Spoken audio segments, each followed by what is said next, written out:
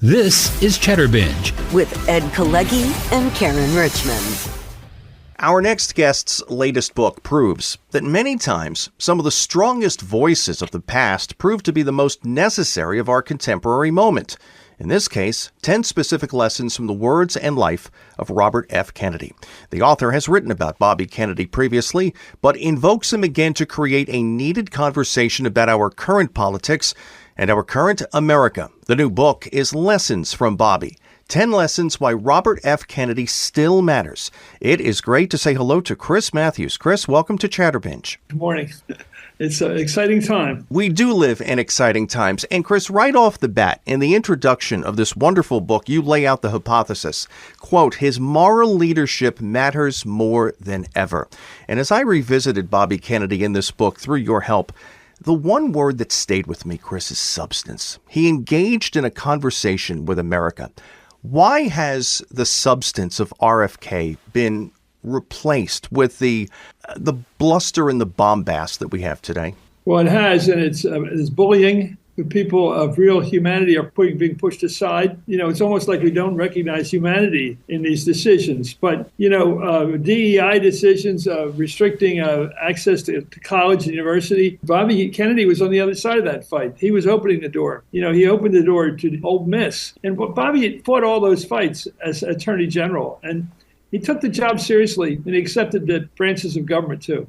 On page 23 of Lessons from Bobby, you say, quote, this country is run by people who never seem to make mistakes. And as they defend their mistakes, Chris, they simply accuse or they raise their voices almost in a shrill way. Bobby Kennedy's voice literally very rarely changed its cadence. He would have been a horrible quarterback trying to draw the defense off sides on 3rd and 1. I've always found that incredibly interesting about Bobby Kennedy. Yeah, I think if you look at the big stories of his day, the Vietnam War, he was a hawk. He was with his brother all the way, Cold Warrior. And then he decided, we're not going to win this war, ever. We're going to have to cut a deal, some sort of a coalition government in Saigon. He became a passionate civil rights advocate. In the Cuban Missile Crisis, a very critical time for possibly nuclear war, he initially wanted to go in and attack Cuba, including all the Russians that were there. He always had this 3 or 4 day thing where he'd think, and then he'd go, we're going to kill a lot of Russians, and that means they're going to attack Berlin. And that means we're going to have a nuclear war. And then he'd say, we better not do this.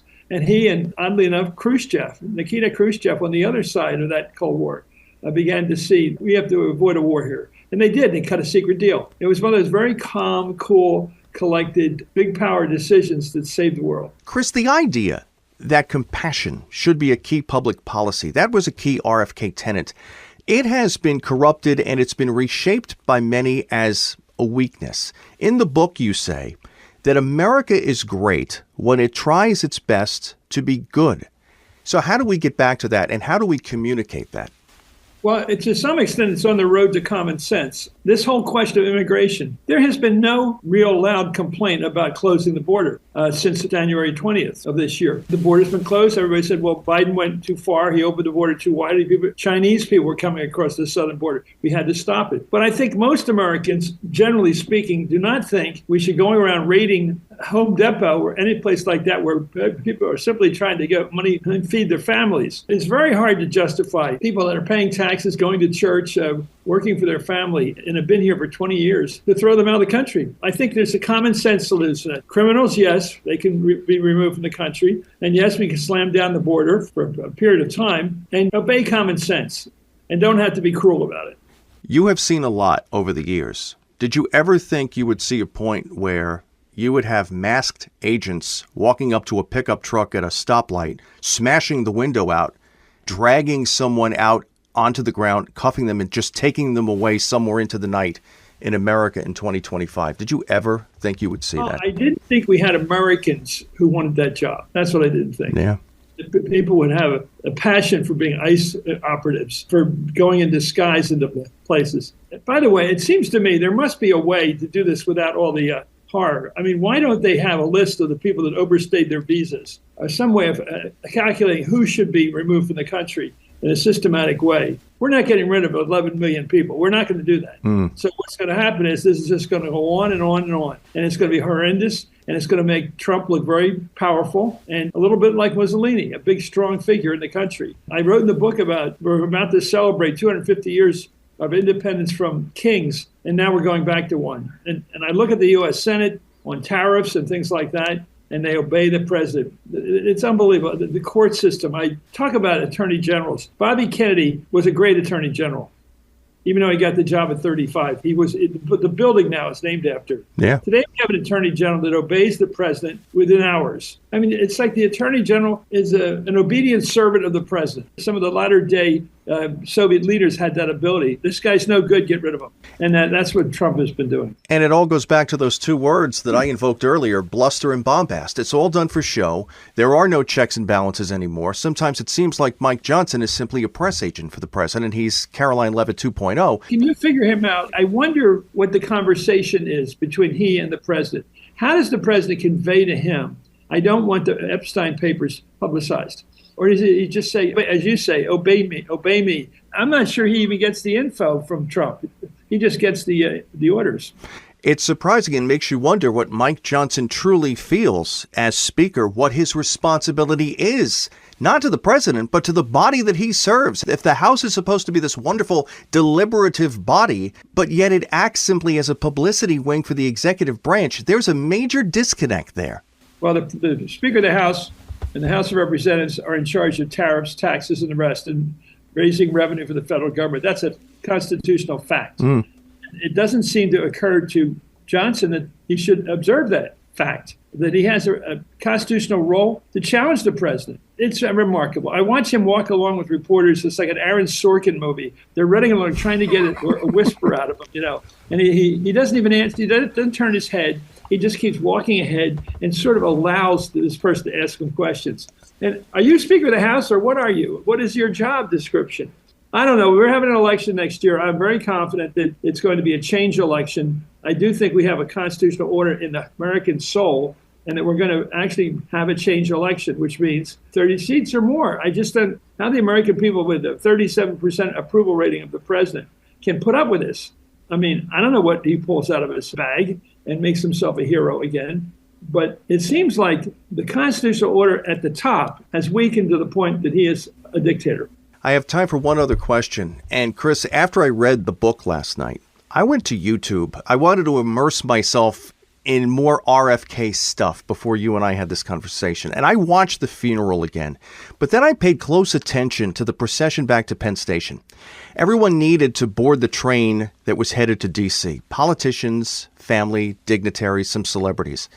But as they all cascaded down that double escalator into the rabbit warren of the quote-unquote new Penn Station of the day, the looks on all of the faces say one thing: opportunity lost. Does that make any sense? Yeah, I think if you compare in your mind the funeral of John F. Kennedy, which was a pageant, a beautiful pageant, horses and drums and music playing, and it still is a Lincoln-esque event. And there was no celebration with Bobby Kennedy. It was just loss. It was a loss of a person that we needed. The looks on the faces of the people that saw him, his body going by on the way to Arlington, were lost. They were losing someone. I mean, John Lewis, the great congressman and civil rights leader, he said, when Jack Kennedy was killed and then Martin Luther King was killed, I said, well, we still have Bobby. And then we lost Bobby. He was the last of the three. And maybe that was a time when you actually had two races, white and black, involved in the civil rights movement. But it was clearly the case in those days that those are the three leaders. And when Bobby, who had been pushing the civil rights cause, and he was pushing it behind the scenes with his brother, when he was gone, what was left? And I think the soul was gone. I mean, what you've been getting at here is how can his soul connect with the black person in the South or anywhere, embody the suffering of people they're told what to do. And I think he somehow, even with his wealth and background, identified with the people that he was saving in a way. And I think that's what people recognized about him, that unlike other liberal leaders like Martin Luther King, he felt the pain of the of those who were losing their rights. And by the way, today, you look at these schools, big university schools, how many people are not going to get into colleges now because of the lack of affirmative action? And I think it's going to be a change for a lot of generations now. For Trump, he doesn't want them in. He doesn't want black people in. It's as simple as that. I've said this before. It's a crude way of saying it, but if these were Dutch people trying to get in the country or trying to get into college, there'd be no complaint. Once again, Chris's new book is Lessons from Bobby, 10 Lessons Why Robert F. Kennedy Still Matters. Published by Simon & Schuster, it is available now. Chris Matthews, I've enjoyed this. Thanks so much for joining us here on Chatterbinge. Thank you so much for reading the book. Have a great day. Take care.